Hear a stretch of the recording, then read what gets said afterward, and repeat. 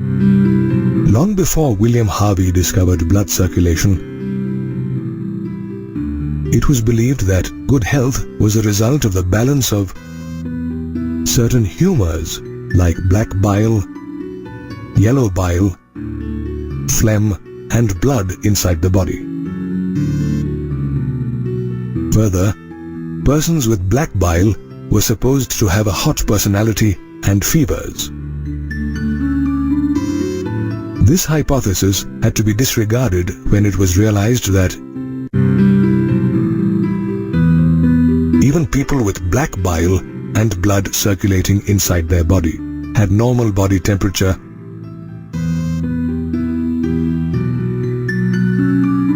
Health then came to be regarded as a state of complete physical, mental, and social well-being.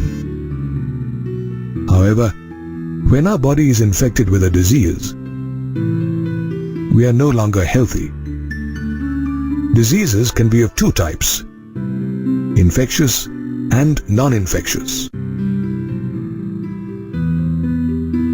As the name suggests, infectious diseases are those that can be transmitted from one person to another. While some infectious diseases, such as the flu, are very common, others like AIDS are fatal.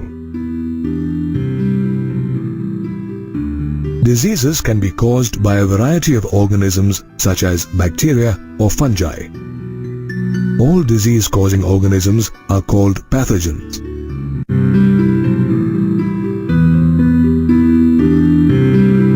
By that definition, all parasites are pathogens since they harm their host by living off them.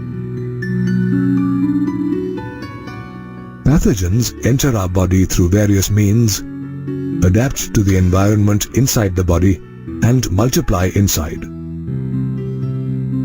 They then interfere with normal bodily functions, causing either morphological or functional damage. Some common pathogens are bacteria, viruses, helminths, and fungi. The bacteria Salmonella typhi causes typhoid fever in humans. Usually, these bacteria enter the small intestine via contaminated food or water and migrate to other organs via the blood. Did you know that Typhoid Mary is a classic case in medicine where a professional cook called Mary Mallon caused several typhoid outbreaks through the food she prepared? This happened because Mary Mallon was a healthy typhoid carrier herself. She did not display any common symptoms of typhoid like high fever, weakness, stomach pain, constipation, headache, and loss of appetite. Typhoid fever can be confirmed by a Widal test. In extreme cases, typhoid can cause intestinal perforation and death.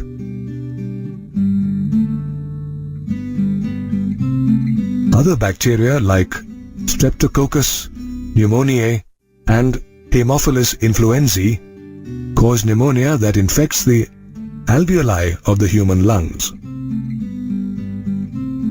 As a result of the infection, the air-filled alveoli sacs are filled with fluid, and this causes respiratory problems. Fever, chills, cough, and headache are other symptoms of pneumonia. Sometimes, in severe cases, the lips and fingernails turn grey to blue in color.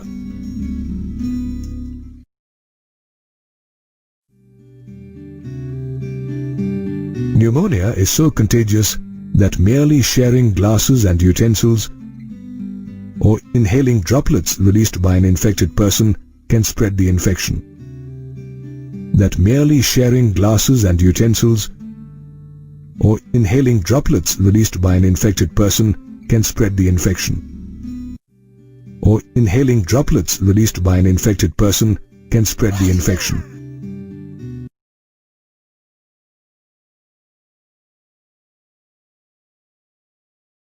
Dysentery, plague, and diphtheria are other diseases caused by bacteria.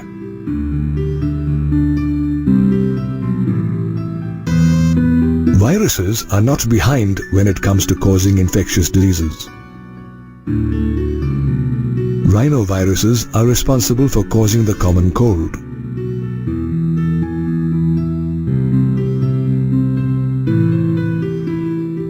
Did you know that the common cold is one of the most commonly infected human diseases? Unlike pneumonia, it infects only the nose and respiratory passage instead of the lungs. Nasal congestion and discharge, a sore throat, headache, and hoarseness are other symptoms of the common cold, which lasts for about 3 to 7 days.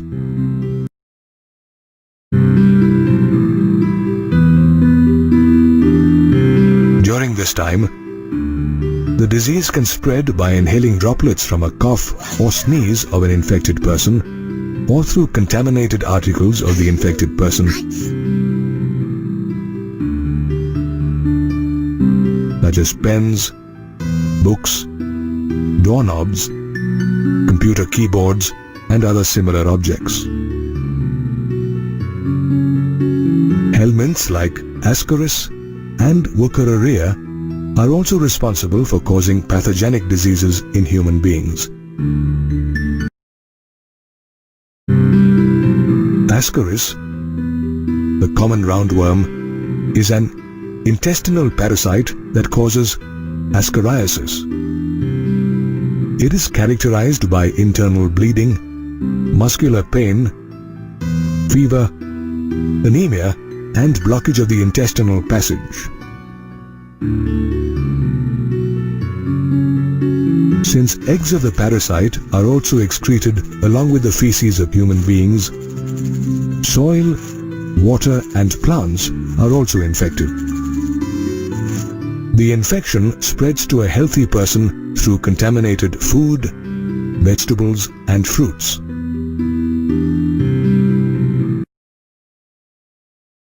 Wuchereria bancrofti is a filarial worm that causes a disease called elephantiasis or filariasis. Filariasis is characterized by chronic inflammation of the organs. The filarial worm occupies the lymphatic system, usually in the lower organs such as the legs, where they continue to live for years. The genital organs are often affected, resulting in gross deformities. Filariasis can be transmitted to healthy people by female mosquito vectors. A vector is an insect or any living carrier, such as female mosquitoes in the case of filariasis, that transmit infectious diseases. Other pathogens such as fungi like Microsporum, Trichophyton, and Epidermophyton cause ringworm that appears as dry, scaly lesions on various parts of the body, such as the skin, nails, and scalp. These lesions also cause intense itching.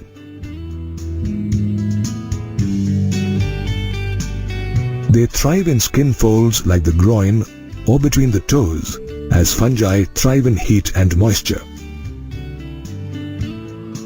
Ringworms can be transmitted to healthy individuals by sharing towels, combs, and clothes of an infected person. Therefore, pathogens like bacteria, viruses, and helminths are responsible for causing some common yet extremely infectious diseases.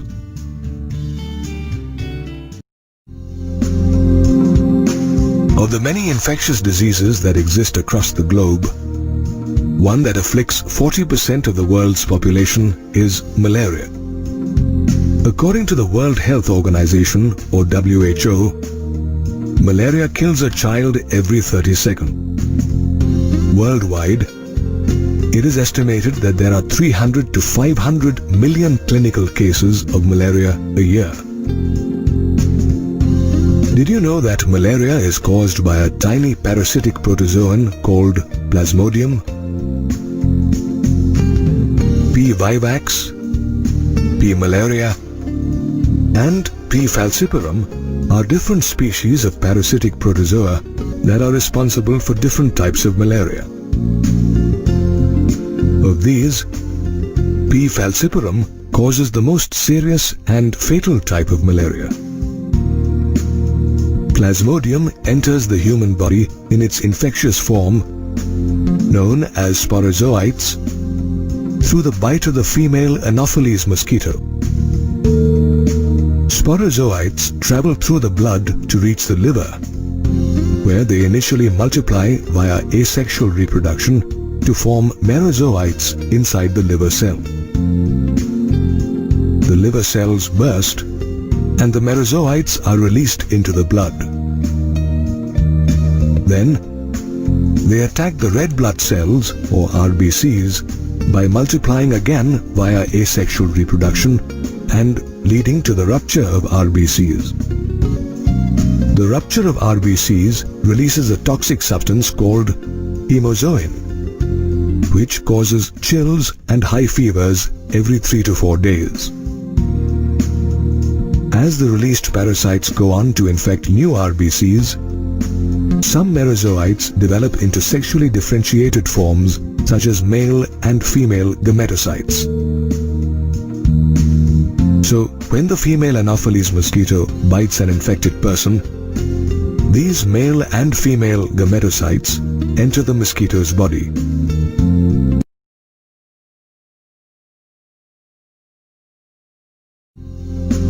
They further fertilize and develop inside the mosquito's intestine to form sporozoites.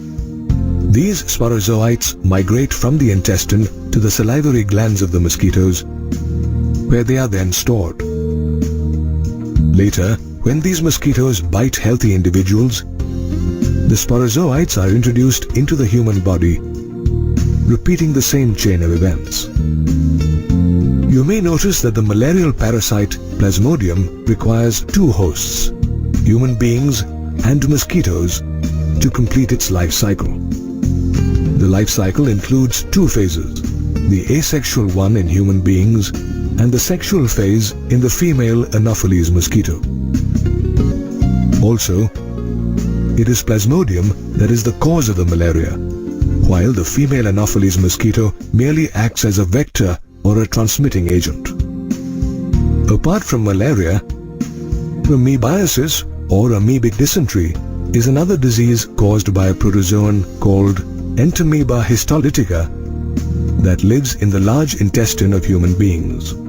It is characterized by symptoms such as the discharge of blood and mucus in the feces, severe pain in the abdomen, and constipation. Houseflies act as vectors by transmitting the parasite from the feces of the infected person to food and water.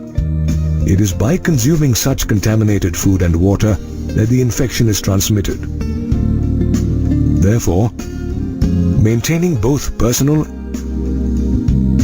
and public hygiene is crucial for the prevention and control of several infectious diseases such as the common cold, typhoid, polio, and diphtheria. It is easy to take care of personal hygiene by keeping our body clean and consuming clean food and water. Public hygiene, however, requires proper disposal of waste and excreta, periodic cleaning and disinfection of water bodies like tanks, reservoirs and pools, and hygienic public catering services.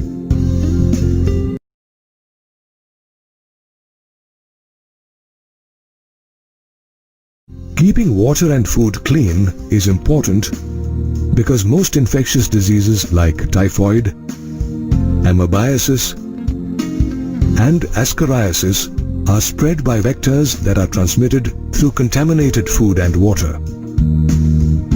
Further, it is important to control or eliminate vectors along with their breeding places. No water should be allowed to stagnate around residential areas. Even household coolers should be regularly cleaned. Insecticides or kerosene oil should be sprayed in ditches, drains and swamps. Some fish like gambusia that feed on mosquito larvae should be bred in ponds and lakes. Doors and windows should be provided with a wire mesh to keep mosquitoes outside, and at night, mosquito nets and mosquito repellents should be used. Undertaking such control measures prevents the transmission of diseases such as malaria and filariasis, which are transmitted by mosquito vectors. Even diseases like dengue and chikungunya, which are transmitted by a mosquito vector called Aedes, can be avoided by implementing these control measures. For airborne diseases like pneumonia and the common cold, care must also be taken that contact with infected persons and their belongings are avoided. While some, like smallpox, have been eradicated completely, others such as polio, diphtheria, pneumonia, and tetanus can be controlled to a large extent by vaccines. With new emerging developments in biotechnology, several antibiotics and drugs have been discovered that are effectively used in the treatment of infectious diseases. Therefore, though malaria and amoebiasis are caused by protozoans, they are transmitted by vector mosquitoes. However, with careful control measures, vaccination and drugs, these diseases can be dealt with. You may have noted that some people get sick more often than others. When an infectious disease is doing the rounds of your locality, there are some who remain healthy while others take ill too soon. Also, even though our body is attacked every day by several infectious agents, we do not succumb to every agent. Why is that? The answer lies in the immunity of our bodies, which varies from individual to individual. Immunity is the overall ability of a host to fight the disease-causing organisms. Immunity is of two types, innate and acquired. Innate immunity is something we all possess since birth. It is a non-specific kind of defense, which provides different types of barriers to the entry of foreign agents to our body. 4 different types of barriers are provided by innate immunity: physical barriers, physiological barriers, cellular barriers, and cytokine barriers. The skin on our body is the main physical barrier to the entry of microbes. The mucous coatings of the epithelial lining of the respiratory, gastrointestinal, and urogenital tracts inside the body are also physical barriers to microbes as they trap them. Saliva in the mouth, hydrochloric acid inside the stomach, as well as tears in the eyes, act as physiological barriers to microbial invasion. Our body also has certain types of leukocytes or white blood cells or WBCs, such as monocytes, natural killer lymphocytes, and polymorphonuclear leukocytes, also known as PMNL neutrophils, in the blood. Together, they constitute a cellular barrier along with macrophages in the tissues. They can also destroy microbes. Some virus-infected cells release proteins called interferons that prevent the spread of infection in the body, thereby acting as cytokine barriers in the body. On the other hand, Acquired immunity is pathogen specific. It depends on the body's memory. For example, when a body encounters a bacterium for the first time, it produces a low-intensity response called a primary immune response and produces memory cells. However, when the same bacterium attacks again, the memory cells help to elicit a secondary immune response of high intensity. This response is also known as an anamnestic response. Both primary and secondary immune responses are made possible by two special lymphocytes in our blood, B lymphocytes and T lymphocytes respectively. B lymphocytes produce proteins to fight pathogens, whereas T lymphocytes help B cells to perform this task. The protective proteins produced by B cells are called antibodies. Each antibody molecule has 4 peptide chains, 2 small and 2 longer ones. The 2 small chains are called light chains, while the 2 longer ones are called heavy chains. Therefore, an antibody is represented by H2L2. IgA, IgM, IgE and IgG are some examples of antibodies in our body. Acquired immunity, or the acquired immune response, is primarily of 2 types: a humoral immune response and a cell-mediated immunity, or CMI. It is the humoral immune response that is carried out by antibodies. Since antibodies are found in blood, it is called the humoral immune response. The word humoral refers to blood or any other body fluid. The cell-mediated immune response can be best understood with the example of an organ transplant. When organs like the eye, heart, kidney or liver fail, organ transplant is the only remedy. Thus begins the search for a suitable, healthy donor for transplantation. This is important because grafts or transplants cannot be made from just about any source, as the body will reject those grafts sooner or later. To find a perfect match, tissue matching and blood group matching are conducted before a transplant. This ability of the body to differentiate between self and non-self while rejecting grafts is the cell-mediated immune response.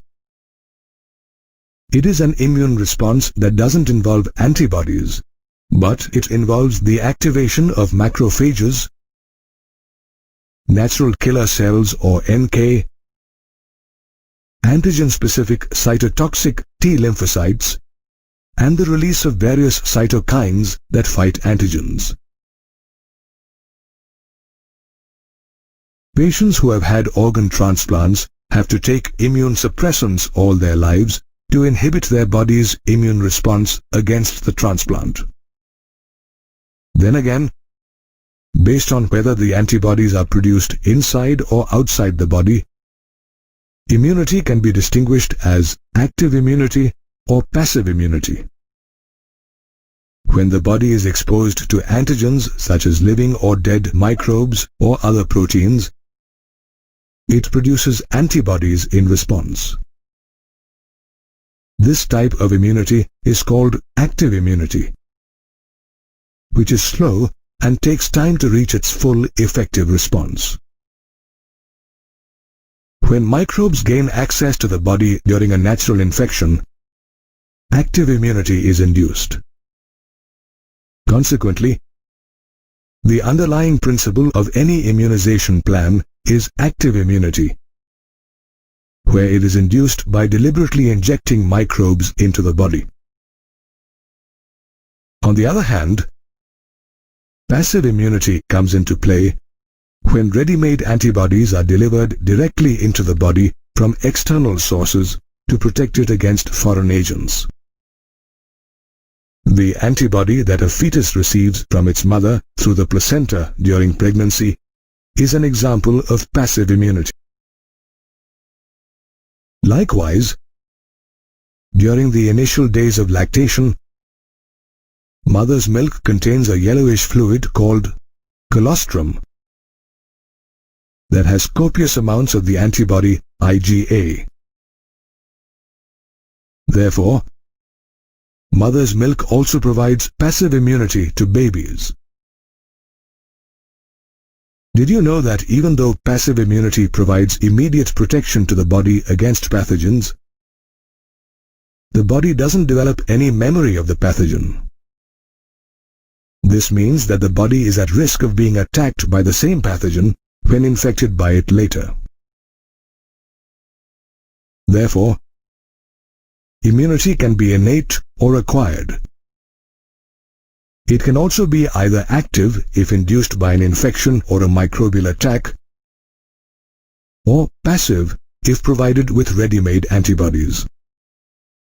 The immunity of the human body is based on memory.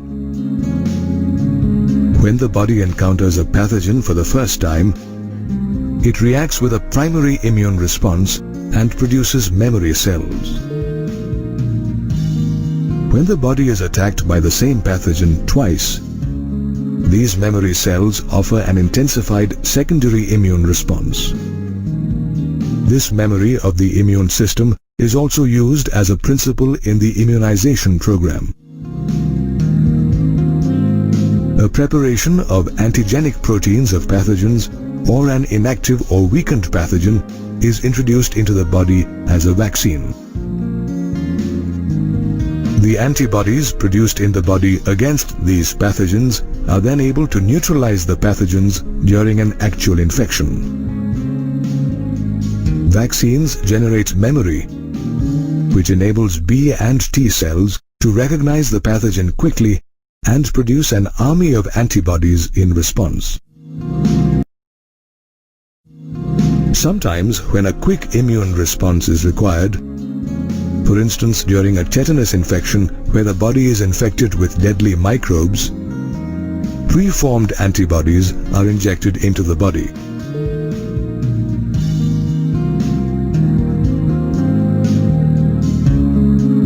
It's the same with snake bites, where patients are injected with preformed antibodies or an antitoxin, which is a preparation of antibodies against the snake venom.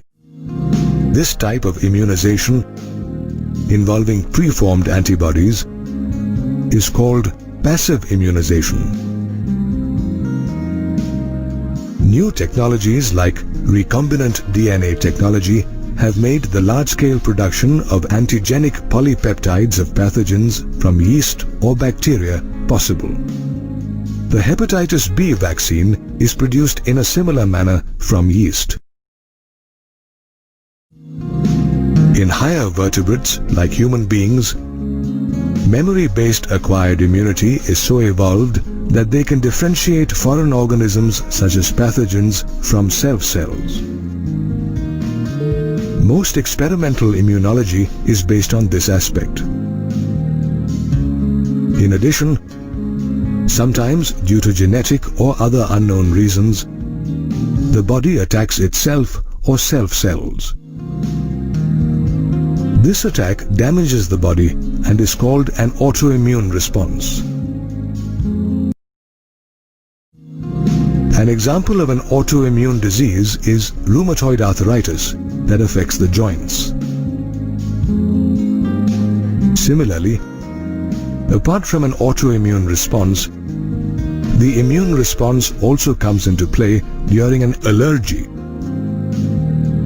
It is interesting to note that some particles in the environment, such as pollen, dust, and mites, cause us to sneeze or wheeze for no apparent reason. This usually happens because people are allergic or sensitive to these particles.